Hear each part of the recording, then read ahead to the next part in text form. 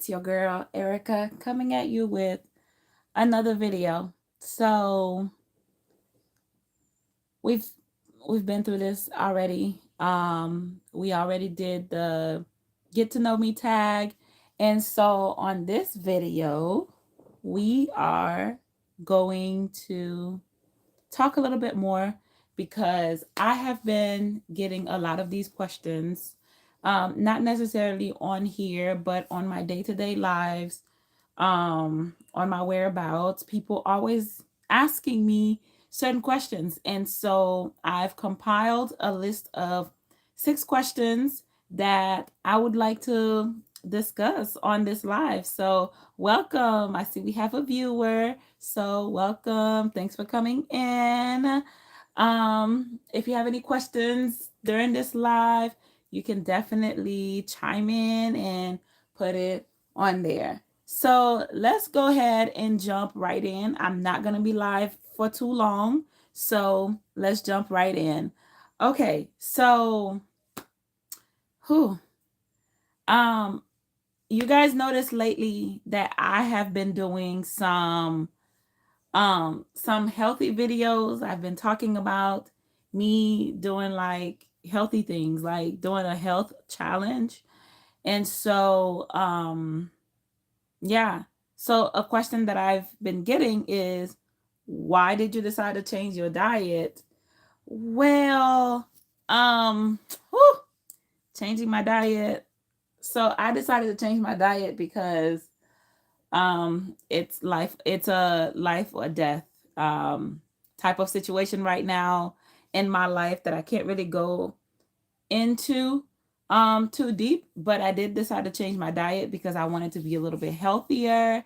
I wanted to eat a little bit healthier. Now, how much do I struggle? A whole lot, honey, a whole lot, because I can't eat rice like I want to, and y'all know I love rice. I love me some rice. Okay? I mean, I'm Haitian, why not? Um I I love pasta. Like, that was like the best thing ever created. Pasta. Mm. Let's take a moment for pasta. Let's just take a moment. Just take it in. Pasta. Mm. Mm-mm-mm. Well, I can't have that. So, yeah, so there are a lot of things that I can't have.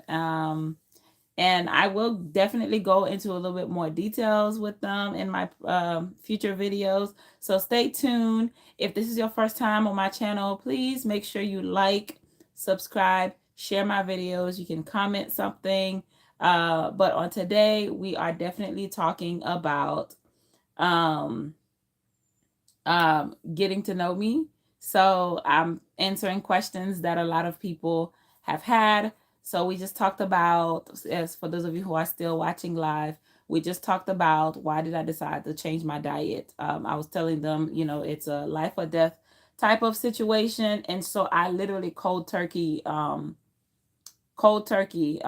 this health thing. Yeah, I got to lose lots of weight, even though I don't look like it, but I got to.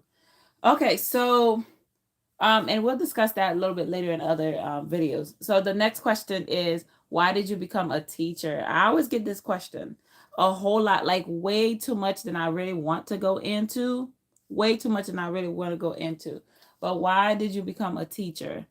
Let me see. I became a teacher because um I couldn't go to law school like I really wanted to. So there are a lot of things that I couldn't do. I didn't plan to become a high school teacher. That was like, I didn't wake up and say, oh, I'm going to be a high school teacher. No, I wanted to be this big actress in the whole wide world.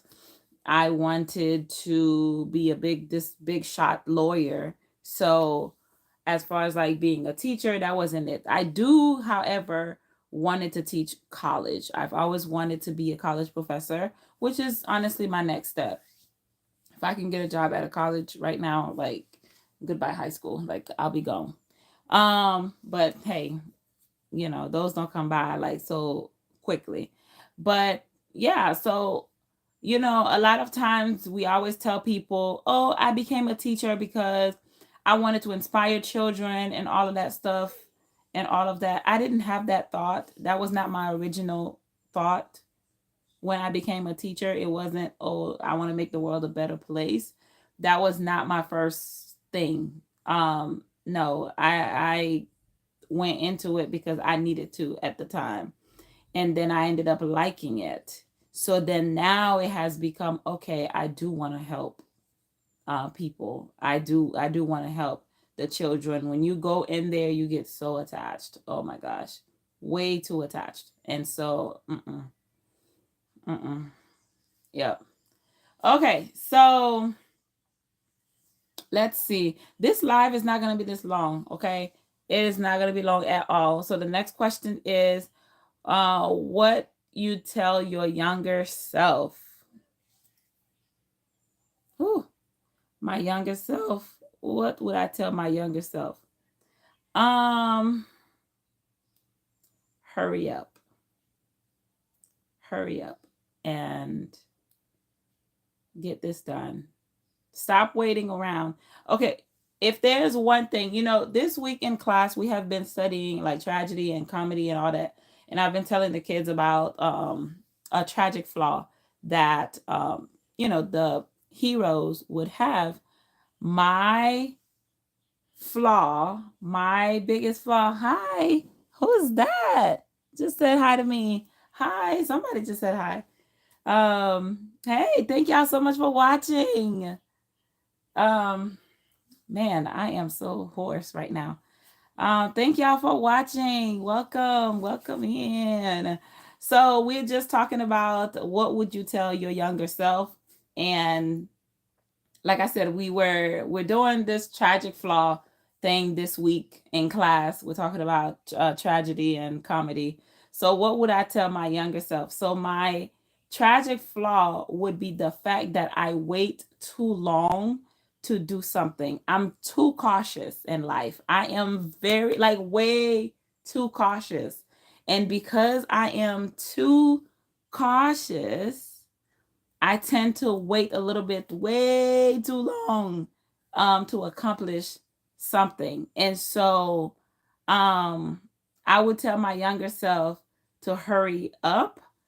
Um, and so I did say in the title that I was going to reveal my sad story or my story revealed. And so in this question, the advice that I would, what I would tell my younger self is of course, hurry up and get this thing done. But it's the fact that so it's no secret that my mom passed away. My birth mom passed away in 2017. um it was a Sunday. I was at church. We were having praise team rehearsal. And then all of a sudden, out of nowhere, I get that phone call and they were like, yeah, she's gone. Mind you, I had just came from Haiti and I did leave her in the bed, and I should have figured she was not going to make it. I came back and I knew I had to go right back. I did come back for about 2 weeks and then so I could go back. But of course, I didn't get to stay here for the 2 weeks. They called me and said she was gone. But the thing that I do want to talk about, what I would tell my younger self, when I said to hurry up, I applied for my mom to come from Haiti to be here in America with me. I waited a little bit too long to apply. If she had been here in the US, she would have received the care that she needed in the hospital. This is something that I really didn't talk about because a lot of time dealing with grief can be really, really, really hard. And I don't want people to, I don't know, to give me advice that I wasn't ready for. There are a lot of things like I'm just like not ready for those type of advice. So I would definitely tell my younger self, like, hurry up. You should have done that application like a year before. A year before. Um because it would have been a little bit better. So we're gonna go to the next question because this one's a little bit too sad. So we're gonna go to the next one. I don't want to bust out and cry because we're live. So yeah, no, no bloopers. Okay. This thing said, "What inspires you?" Okay, this is an interesting question. What inspires me? Huh? What inspires me? I would definitely say my goals inspires me. I'm a goal setter. I do set goals for my life, and a lot of times they don't come true. A lot of times, like, I don't, and when I say they don't come true, I mean like right away. They don't happen right away, but they do inspire me to wake up in the morning to do certain things, to go to work and save my money. And so yeah, that inspires me to do better, because I do want to be better in life. So this thing said, what's an advice you wished you had received? Hmm.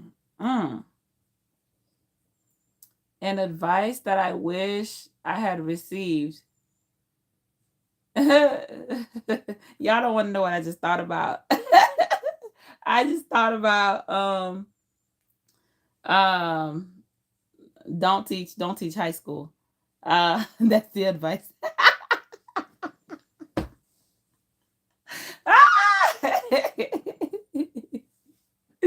But I was not going to teach middle school, so high school was it. I was in elementary and I didn't like it. So it had to be high school. But honestly, that's not the advice that I wish I had received. That's not a good advice that I wish I had received. You learn. I became a teacher. I learned to do better. First year I was trash. You know, I was trash as a teacher first year. I didn't know what I was getting myself into. I was just excited about the new opportunity, and then I had my rude awakening. So you know, I'm doing better now. I'm doing so much better. So much better now. Um, but an advice that I wish I had received. This is definitely a hard one to think about. And I'm not saying I don't make mistakes. That's not what I'm saying. I do make some mistake. Um I do make I do make some mistakes, but maybe an advice would be that you can't be in control of everything. You can't be in control of everything because, honey, listen, if you let me, I will control it all. I will control it all because um it makes life easier for me. It makes life easier for me if I'm in control of it. So I would say an advice that I wish I had received at a certain point of my life is you can't control it all. You can't be in control, girl. Like, move. Just move to the side. Let it happen. Okay, so our next question is, what advice do you have about grief? Hmm. What advice do you have about grief? Okay, so I feel like everybody in my life have been dying. Like, it's so bad. Um my birth mom passed away, my stepmom passed away, cousin passed away, friends. Like, it has been a roller coaster of people dying in my life. It has literally been a roller coaster of people dying in my life. So when I hear the question of what advice would you give about grief, a lot of us do go through things, and just take it one day at a time. Take it one day at a time. I promise you, you will never feel the way you felt before they were gone. Never. Never. I wish there was something that there was something I could say that could prepare you to deal with grief, but I'm not that deep. I'm not an expert. I don't know. But when it comes to an advice about grief, all I would say is take it one day at a time. It's never easy to have a loss. It's never easy to deal with a loss. And also surround yourself with positive people in your life who are not necessarily trying to take the place of whoever you lost, but who are here to help you. Genuinely some good friends, generally some good people, good family members. Just so surround yourself with some good people, and they'll help you. They'll help you along the way, because there's nothing like dealing with grief. Nothing. My stepmom passed away last year, and that hurt. After my mom passed away, she was the one who stood up with me. And now it's like I felt like I have no one. Like literally no one. That's how I felt. That's how I felt last year. And so all last year, it was a roller coaster year. One day I'm good, the next day I'm not. And you're going to feel that way. If you ever deal with grief, you are going to feel that way. One day you're going to be good. The next day you're going to be like, I don't want to get up. I don't want to go to work. Like depression hits you hard. Like it hits you hard. There's nothing like going through and then you have to go to work and you have to be this happy person and tell everybody, hey, come on everybody, welcome, good morning, come on y'all, get y'all work done, and da da da da da da da. Catch me on the wrong day. Nah, catch me on the wrong day. I don't think so. I don't think so. But y'all know how that is. Okay, so the last thing that I want to talk to you guys about tonight on this live. Last time I was on live, I stayed for like an hour. This is the last thing I'm going to talk about. And then I'm going to see who made it to the end of this live, who watched the whole video. But I'll say it after my last thing. So something personal, a personal story that taught me something or that motivated me to do something. Okay, so I am from Haiti. I moved here when I was 14, so I was in 9th grade when 8th grade when I moved here. And I went to school here, learned English in like 2 years. And then I remember being in high school, and I remember my guidance counselor telling me that I will never be anything, honestly. That's pretty much what she said. So the day before graduation, I failed the FCAT by like 4 points or something like that. When English is your second language, when it comes to testing, it's hard. That is the hardest thing you ever go through. Okay. And so the day before graduation, my guidance counselor saw me at the graduation rehearsal, and I had my honors stole. Mind you, I had a 3.4 GPA. Okay, I had a 3.4 GPA, but I did not pass the FCAT. I needed 4 points to pass the FCAT. Because I did not pass the FCAT, so technically, I wasn't graduating. Technically, I was not graduating. I was not getting my diploma. I was getting my certificate of completion, and I would have had to come back. Literally, after walking on that stage, I would have had to come back during the fall semester, not to school, but to take the test with everybody else in the school. That's how that worked back then, back in 2011. That's how that worked. Okay. But So here's the part of the story that I want you guys to hear. The personal story that motivated me to move forward. The day before graduation, my guidance counselor walked up to me in front of like my classmates, in front of like other teachers, in front of like a whole bunch of people. Now, I guess whoever was working in the office, it wasn't a mistake, but it was a mistake. So I was graduating with honors because I had a 3.4 GPA, but I didn't pass the FCAT, so that means I should have been sitting with all the regular people, okay, that weren't honors. I should have been sitting with all the regular people because, quote unquote, I'm not graduating, quote unquote. Okay. And so they had my name with the honors. And so while I was there, they were like, oh my goodness, Erica, come here. Come get your stole, your honors stole. So I was like, oh, I get one? Okay, cool.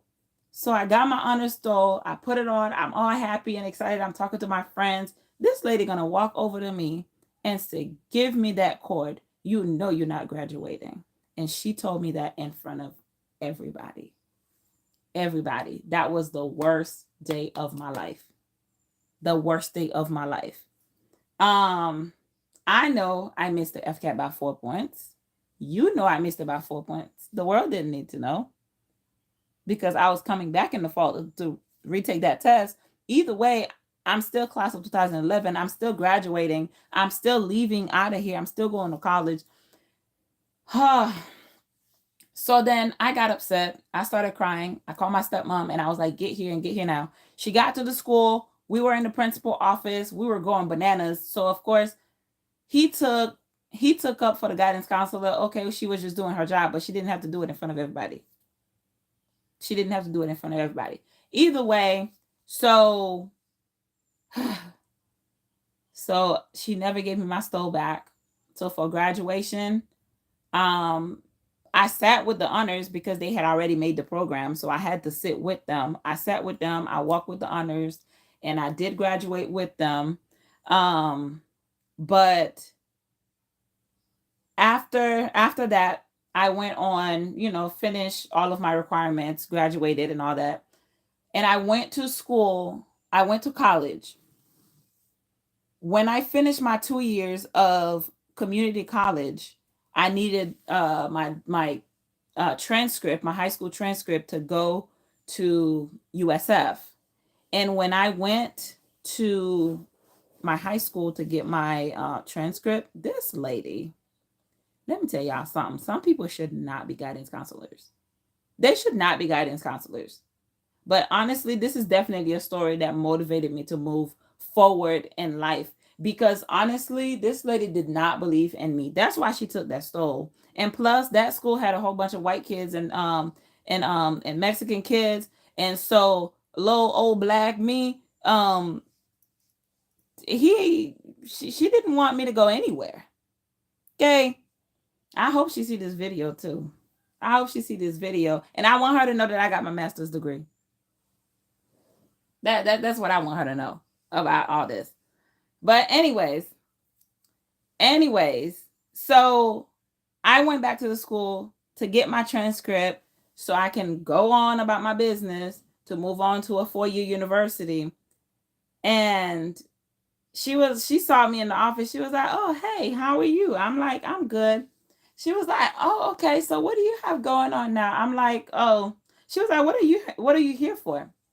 And I'm like, "I came to get my transcript for USF." Transcript for USF? Oh, you still going to school? Oh, wow. Oh, well, that's good.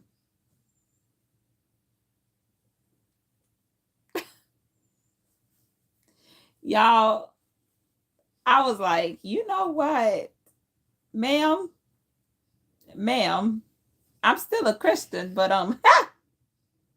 ma'am, I can tell you something. I can get you in the KJV version now. I can tell you something, but I was like, you know what? I'm gonna go about my business. I walked out with my pride, and I still have not been back to the school. But honestly, this story have motivated me to become to become better. I didn't go to college because of what she did. I've always wanted to go to college. I've always wanted to be a lawyer. And so I knew I wanted to go to college, but it wasn't necessarily because of her. But based on what she did, I did push harder. It did make me try harder to be better in life, to be a better leader.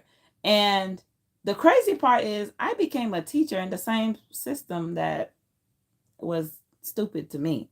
So I have not seen her. She doesn't know that I'm a teacher. And I don't really care what she thinks about me.